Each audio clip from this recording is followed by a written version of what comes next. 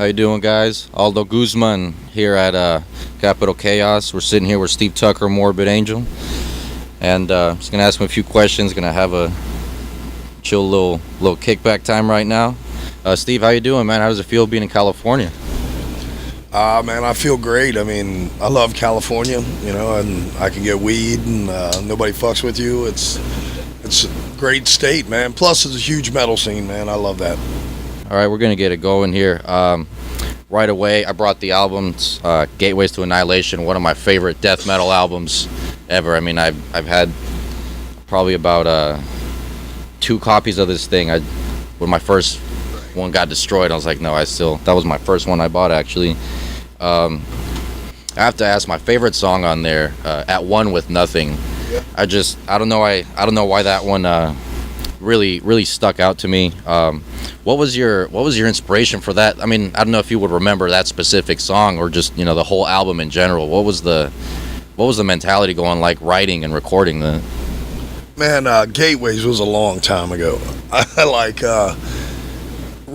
think it was, for myself, man, I felt pretty strong, pretty powerful, and I think pretty cocky overall, I think that comes across in the songs, the cockiness and the sort of feeling of being undefeatable, you know what I mean? That's sort of what Gateways kind of felt like from what I remember at this point, But bro, that was almost 20 years ago now, Europe, I know you guys have done a few European legs, what's the craziest country to play at, whether it be because of the the super strict laws? Like, have you guys ever gotten fucked with? I've seen a lot of like religious groups, like I know Nile has gotten fucked with Belphegor, just because of the satanic imagery. Have you guys encountered that in Europe? No, I mean, I assume that would be Russia that you're talking about, and I've never personally been to Russia, so I really wouldn't know what to comment. I mean, myself, I want to go to Russia. I want to go there, and I want to play, and I'm really not worried about that. I don't really care about any religion, you know what I mean? So, I don't care about, any nationalism or any religion. It really doesn't matter. Play music, man. You know what I mean? And it's like metalheads worldwide are pretty much similar people, dude. They're just people that happen to love a similar thing, but, they're just sort of outcasts, man. You know what I mean? And that's any country I've ever been to. Metal is something people come together for, man. It's a great thing. I feel like we can all relate to that one. What about the police in Europe? Have you guys ever, because of how you look, or because they know you were playing a certain style of music, or here even? Just because. I lived in Europe for a little while, and I'll be honest with you, I've been fucked with about the way I look way more in the United States than I was ever fucked with in Europe. Nobody really looked twice. Honestly, in the United States, people don't like anything outside of their pop sensation world. If you're anything besides what everybody else is, it's like that fucking lumberjack haircut you see everywhere, bro. You know what I mean? Like, it's like, how in the hell can every dude want to look the exact same? It's pretty silly to me, but that's just me. But or the man bun in California, especially, it's a big one. Man, yeah, okay. Whatever's trendy. You know what I mean? What I'm saying is individuality. Being who you are. That's sort of frowned upon a lot in the United States. I think it's actually frowned upon a little less in Europe. Maybe that's changing. I don't know. But to be honest with you, man, I lived in Europe, and I have to say that I was harassed way more in the United States for the way I look than I ever was in Europe. But I love the United States, man. I love this country, I'm proud to be an American, and I think that's just one little bad slice. That's it, you know what I mean?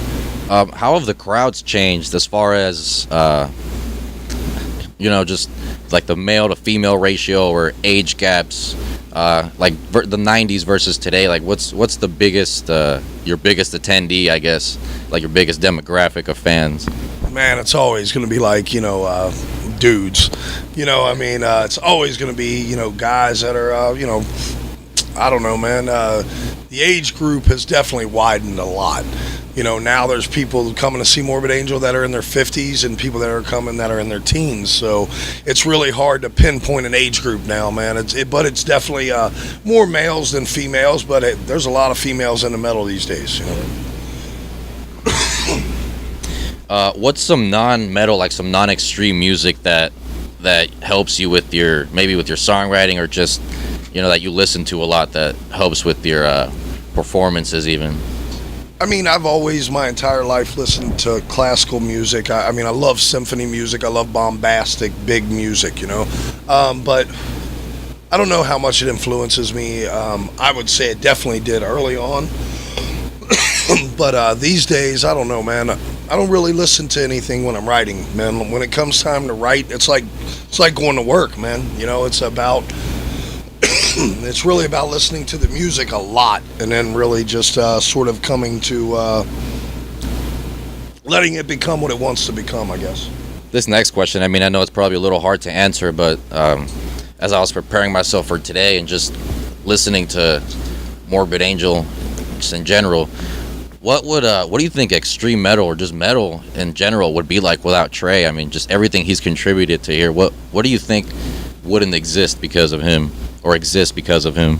That's honestly, man, without Trey and Morbid Angel, I think extreme music looks different. I'm not saying it doesn't exist, but I would say that Trey spawned a lot of people, bro. A lot of fucking people been influenced by the guy. Trey's riffs, how he puts a song together, that's all extremely original. And honestly, I think that's sort of the problem with the world is there's not enough of those, man. People get too interested in being like something they enjoy as opposed to doing your own thing, And I think, death metal, extreme music, whatever, without Trey is like rock and roll without Eddie Van Halen. So given the themes and just the names of the songs from the past album, the cover art is like really...